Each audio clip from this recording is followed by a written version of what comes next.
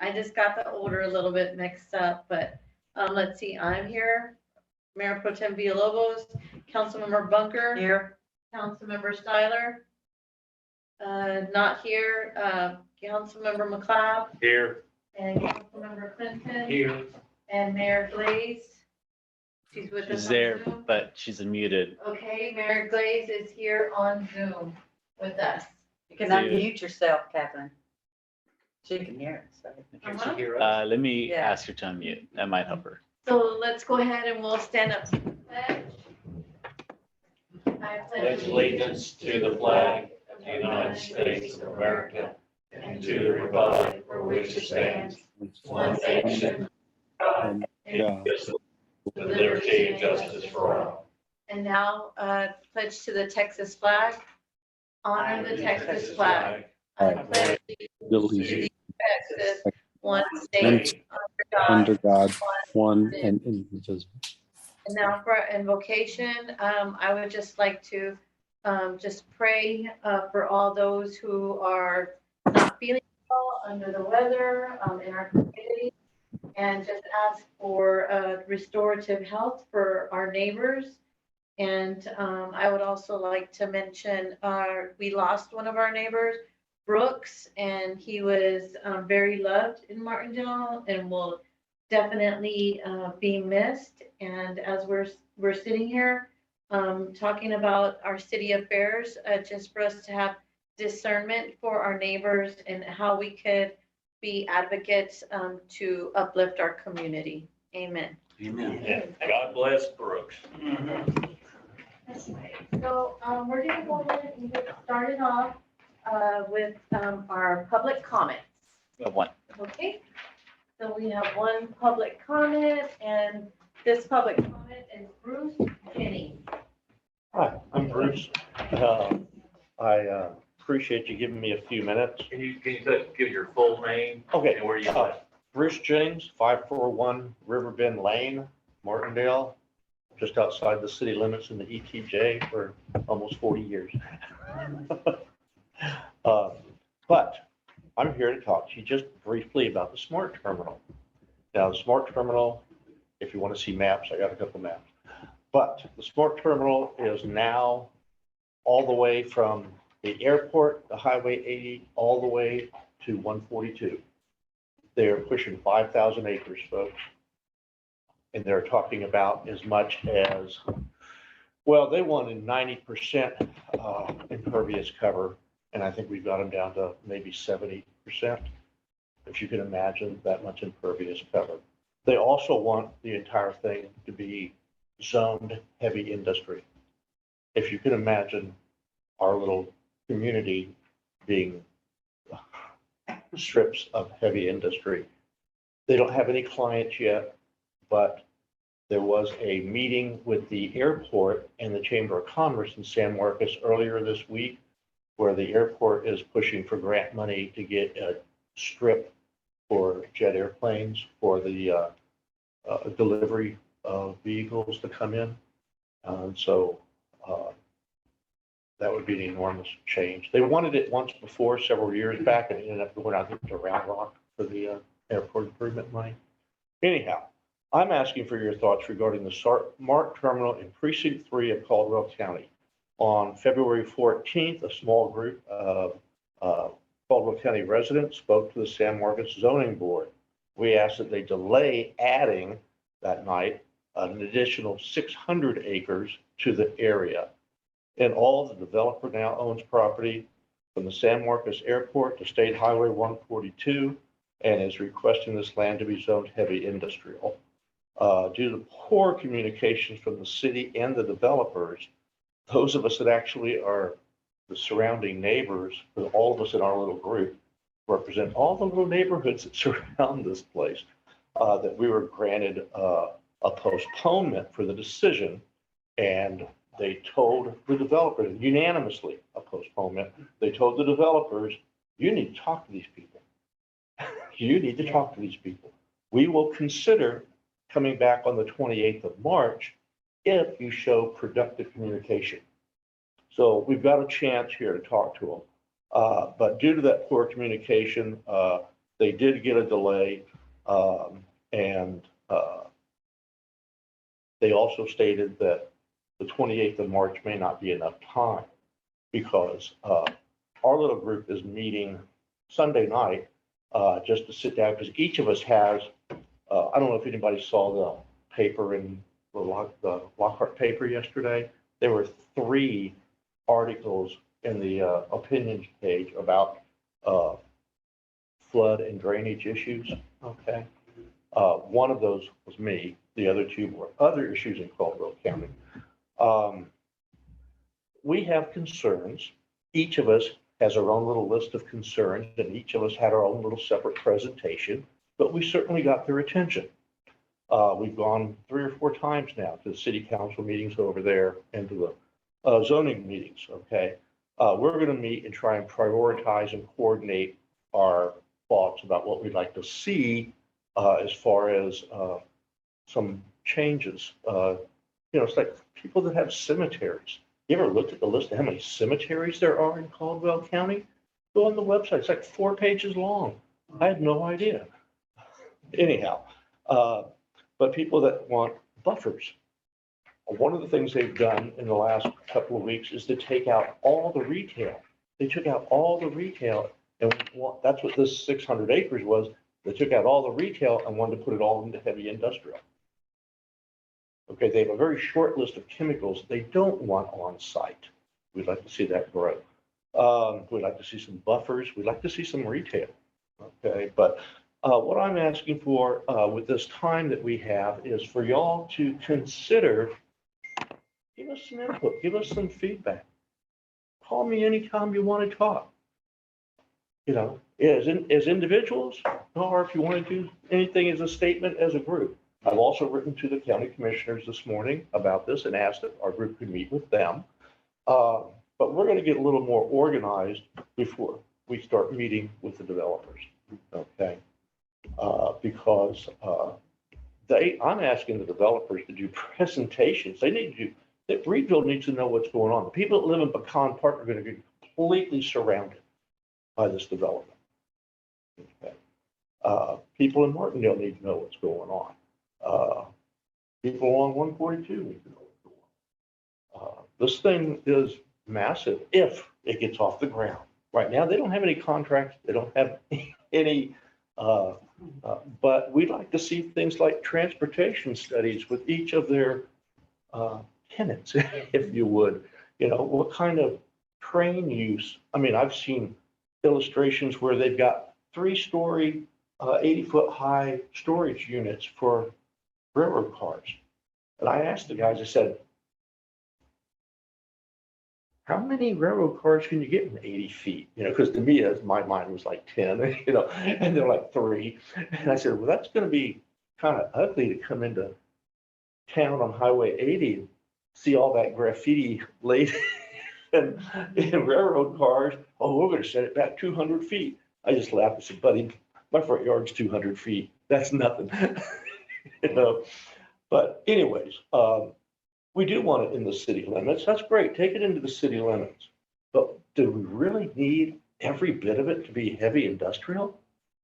So we have lots of concerns. I'm sure you all do too. I'm very willing. We're meeting, I think our next group is Sunday night. But, if somebody wants to come and talk with us, sit in, consult with us, we're open to gathering others.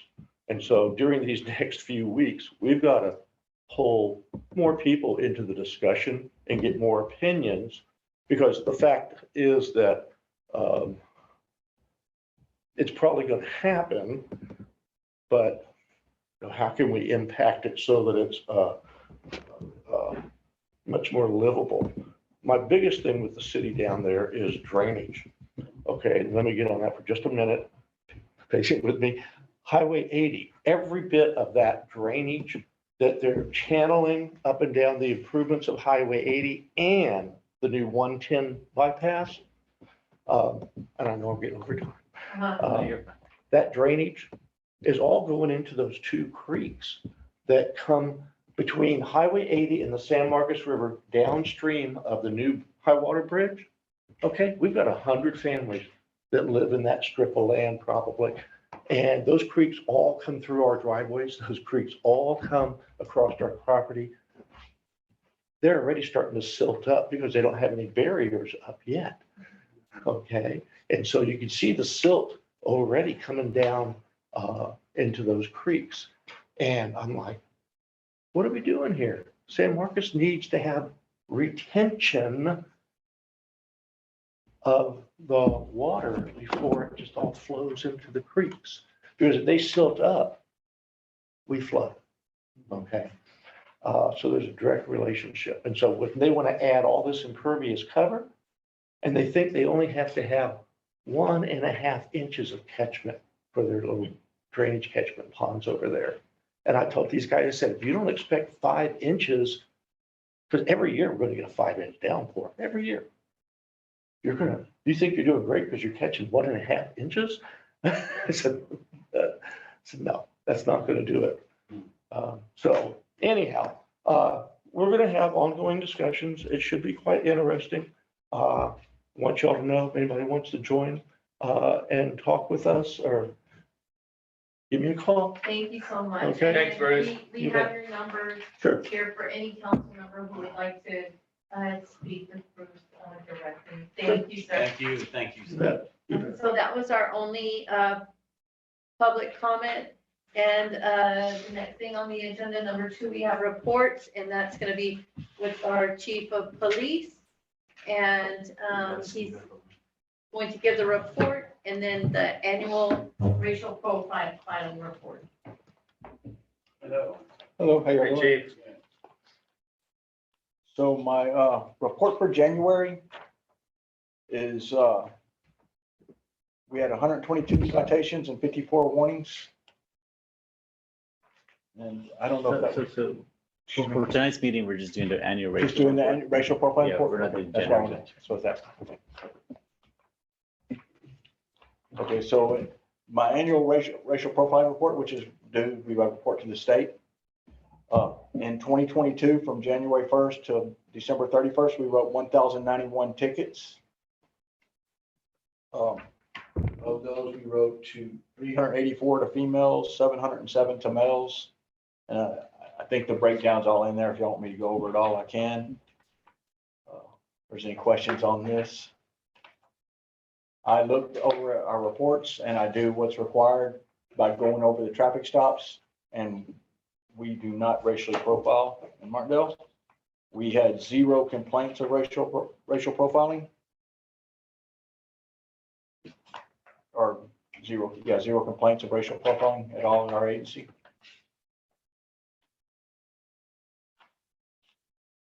And then just to, this is just something that has to be conducted every year. I looked over it, yes, annually, and last year I looked at the, reports as well. So, whenever you're saying, what you're saying is accurate, and, it has everything here. Correct. Our computers track everything. We post it. It's all there for everyone to see. Our demographics, the one thing it does ask for is for our demographics locally. And since the demographic report hasn't officially got posted to US Census, we go through and try to find the best we can because it's getting posted, I think, in like March or April. I can't remember, but I do the best I can, and I found the demographics. So currently, if y'all want to know the demographics of Martindale, there's 42.78% white, 50.71% Hispanic, 2.08% Black or African American, 0.57% Native Hawaiian or Pacific Islander, and 3.87% of 2 or more races. And so that's the one I'm going to report on this report when I send it back to the state. And it also asks for male or female. There's 543 males in Martindale and 516 females in Martindale. So that's what I have to report back to the state. So you got that based on the last census that was taken? They haven't, okay, I'm sorry to cut you off. They haven't posted it best, but I went through and found the best numbers you can find that fulfill it. And they're all pretty close, just so you'll know. Some are like just some percentage points off, not, I mean. Yeah. Decimal points off. They're really close to what I got here. So I felt that these were the most official ones that would represent our city. Yeah, here our population's over 1,200 now. Yes. And then these, like for the Alaskan Native American Indian, there was 5 there's the number of stops was 5. For Asian or the Pacific Islander was 29. For Black, there was 134. And for white, it was 504. For Hispanic or Latino, it was 419. All right. I think our numbers are really good representative of what our community is. A little high on the Pacific Islanders, if you look at that. But a lot of that is commuting traffic as well, not from just basically what's here. Okay. Thank you, Chief. Hey, thank y'all so much. Appreciate y'all. Okay, and then, our next, we have new business, with discussion and possible action items. Our next item is 3.1, and that's discussion and possible action of the Martindale Apartments resolution. Hi, my name is Robbie Meyer, and I am the consultant representative for the owner of the Martindale Apartments. Thank you all for having us here and allowing us to speak to you. We've applied for housing tax credits with the Texas Department of Housing and Community Affairs. It is a competitive process. And it's just like, some of the government processes and things that you have probably done as a city. Everything is based on score. And 2 of those scoring items are the resolution that we're asking you for, the resolution of support, and also the waiver of development fees. Those are 2 scoring items. The resolution is actually the second highest scoring item in the whole process. So that's a very important tool for us in our score. And it is a very tight scoring process this year. All of the applications are tied, so even the 1 point that we would get for the development fees is, if we lost that point, we would be out of the money as well. Right now, we're in the money, and we would really like to stay there. A little bit about the program. I'll make it very brief. It is a government program. The funds actually come from private industry, private investors, and those investors are the ones that actually get the tax credits. And then they sell the tax credits back to our development. It gives us about a 70% equity contribution to the development, which is a nice cash injection. That money will be used to rehabilitate the Martindale Apartments. When you say, what do you mean when you mean coast, just totally rebuild the inside, like? Well, we're not going to gut it, but they'll have new cabinets, new appliances, new vanities, new bathroom appliances and everything. There'll be new roofs. The sidewalks will be refurbished if they need to. Parking lots will be updated, handicap accessible and things like that. Everything that we need to. New windows, doors, efficiencies, and things like that. So yeah, it is a pretty big. You're going to redo the floors? Yes, you will have do the flooring. There is in your presentation. It's like on page 6. It has a proposed rehabilitation. And it gives you a list of kind of what we do. Go on. When were those apartments built? What year? 1993. Yeah, they're getting old. Yeah. Yeah, they do need to make it. We have keep going. I think it's the next one. There it is. Yeah. Yeah, we have tried to put them in the process a couple of times, but they just didn't score high enough whenever we got to pre-app. And so we withdrew it before we ever came to you. But we've tried to do it before, we just haven't gotten this far. But this year, we've got a good scoring application, and I think we'll be lucky this year. So hopefully we can stay up at the top and get there. But that is a general idea of what we'll do. Okay. And that should be in your packet that you have. Okay. So how are the current renters going to be, are they going to be diverted somewhere else? No, that, we normally, we rehab in place. We'll move people around as we, Oh, okay. as we move. You'll work on one and, We okay. try not to move people out. Every now and then it gets, if we're filled up when we have no place to put them, we'll move them out for maybe a week or maybe 2 weeks at the most, if we Right. have to do that. Usually it's just we can move them out over the weekend and have it done, the inside portion done, within, 3 or 4 days. Because we have the crews come in and everything goes at one time. So it's not, have to drag it out for 6 months. And then we'll put them back in there. So we try to make it as easy on our tenants as possible. Nice. So you're getting, just so I know in a sentence or two, like you're getting a grant and then, I mean, you mentioned housing credit and a waiver of development fees. Well, we've asked you for a development waiver fees for $250. That's part of our, the scoring process is to get a support resolution from the local jurisdiction and also a financial contribution. Thanks to our state legislature, they put those 2 things in place. We have been trying to get them out so that we don't have to mess with them anymore, but that's our state legislature. But those are 2 things in our scoring process that we have to do. Now, the tax credit program is like a grant because the development will not have to pay these funds back to anybody. As long as the owner does what they're supposed to do, keeps the rents restricted, keeps the services provided that they're supposed to do, does everything that they're supposed to do, it is free money to the development. And it is from the tax credit investor that is investing in the property that we get the money. So what percentage of the units is, say, affordable or senior or low income? What's the breakdown of all the It's units? 100% affordable. And it was, whenever we first built it in 1993, it was built with USDA 515 funds.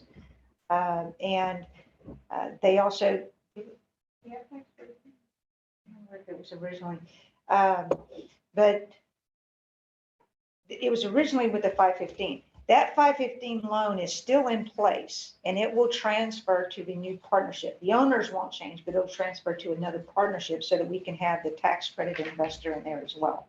But the tax credit money that we'll be getting is what's going to do the rehabilitation.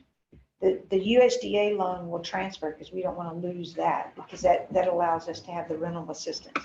If we lose that 515, we lose the rental assistance. Section 8? Well, it's like Section 8, but the rents are actually higher. But it is kind of like a Section 8 subsidy. But we do get the rental assistance from USDA and not from HUD. And then, so when we've been getting the emails, like to our city email, it has the owner's name that's on there, but he's in a different state, right? Yes, Mr. Calhoun Yeah. is in Louisiana. He's in Monterey, Louisiana. But he has, I think it's 147 developments throughout Mississippi, Louisiana, and Texas. And he has, I want to say 52 of those developments are in Texas. He has quite a large portfolio in Texas. And a very good compliance record with the state. Okay.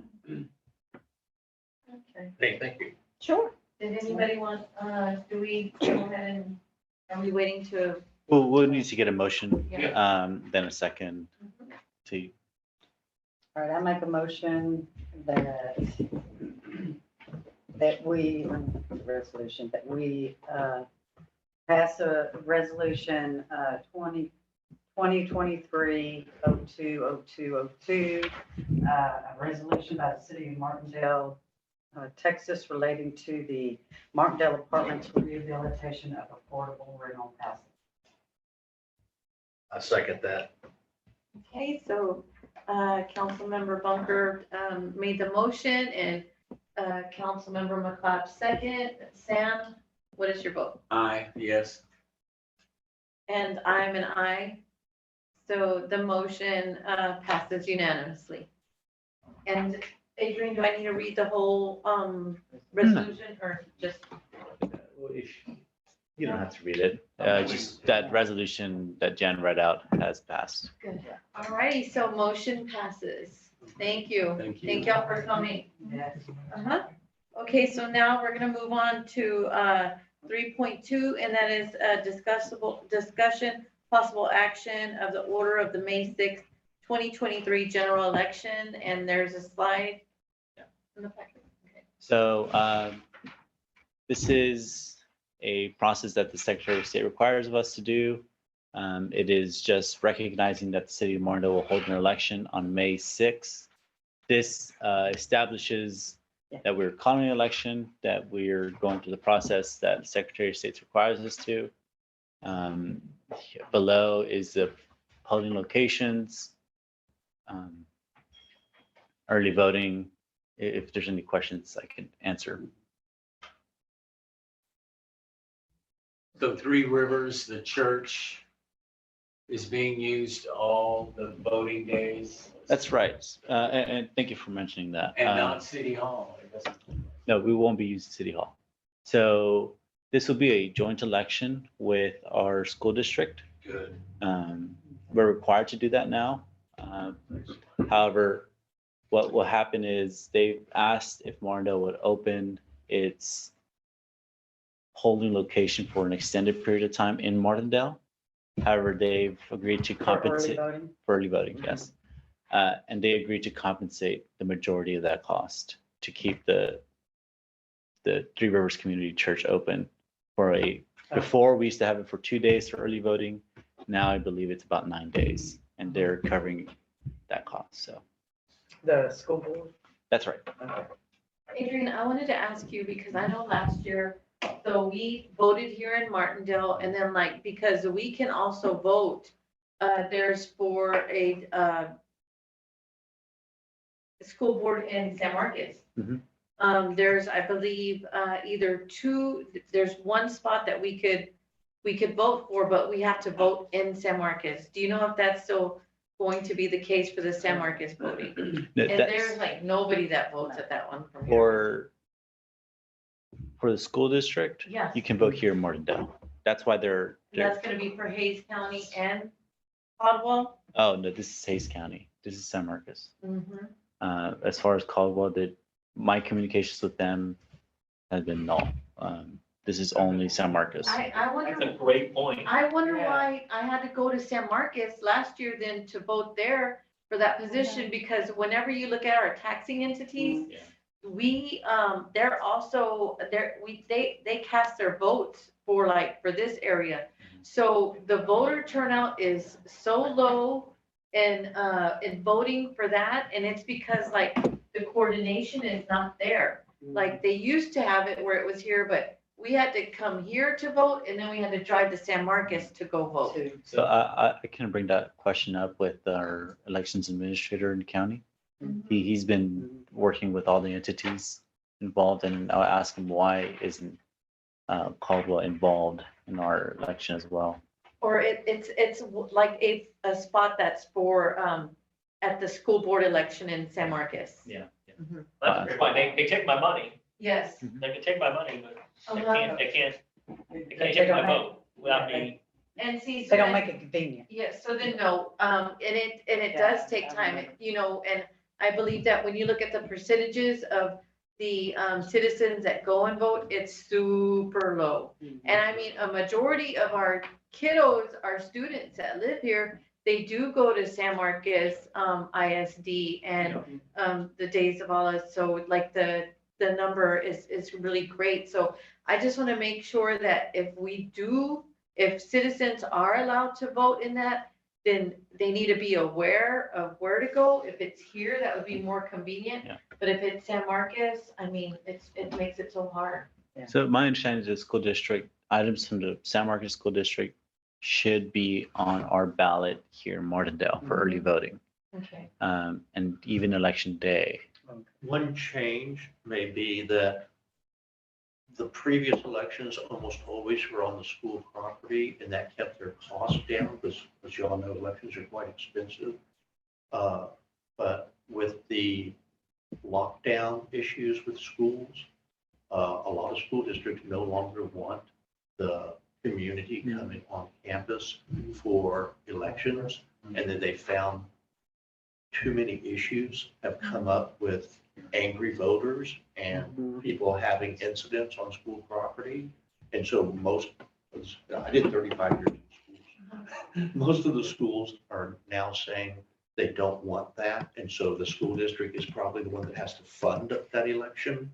And so they have to deal with Yeah. other facilities, which is where we're at probably now. Yeah. That would be my greatest Yeah, assumption. and we went to the Justice Center in San Marcos whenever we voted. And so I just want to make sure that if we're supposed to vote on that, if we can have it on the ballot, or if the voting can be done here, that we coordinate that somehow. Okay, thank you, Adrian. And is that because we pay school tax to San Marcos as They're- City of we're- Martindale The residents? they're taxing entity. That's where our kids. Our kids go to school, so we pay justice, you know. Yeah, they actually overlap into 3 counties.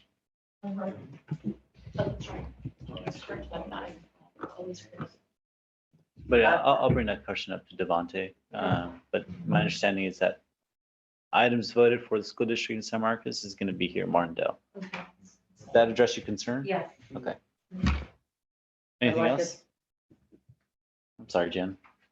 I was just gonna make a motion. Oh, Go ahead. I'd make a motion to pass the ordinance 2023-02-02, an ordinance of the City Council of the City of Martindale, Texas, ordering a general election on May 6, 2023 for a position on the Martindale City Council for Mayor, City Council Member, Place 2, and City Council Member, Place 5. Okay, we had Councilmember Bunker make the motion. Do we have a second? You got a second? Okay, we have Councilmember Mike McLeod, who's second. Councilmember Clinton, how do you vote? Aye. Okay, I, Sonia Villalobos, I'm an aye. So the motion passes unanimously. All right, and then for number 4, we just have future agenda items.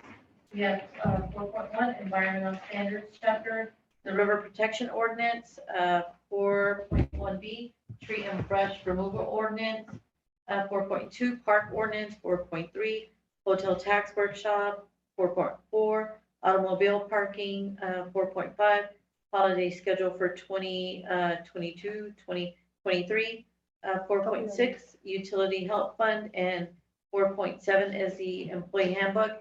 And I believe if there's anything else that any council member wanted to be brought up on the agenda, they could address Adrian. is there anything in council I thought we already did the holiday schedule. we haven't? Oh, we haven't. That has been grouped with the employee handbook. Oh, okay. Okay. All right. I'm talking next for the river. Oh, okay. I'll send you. You I said don't have Charlie anymore, so I have to. you're Charlie now. Charlie. All right, so I think that's it for our meeting. If there's an adjournment, I make a motion, we adjourn. okay. Second. Councilmember Bunker made a motion to adjourn, and Councilmember McLeod a second. The meeting is adjourned at 7:05. All in favor? All in favor? Aye. Aye. Aye.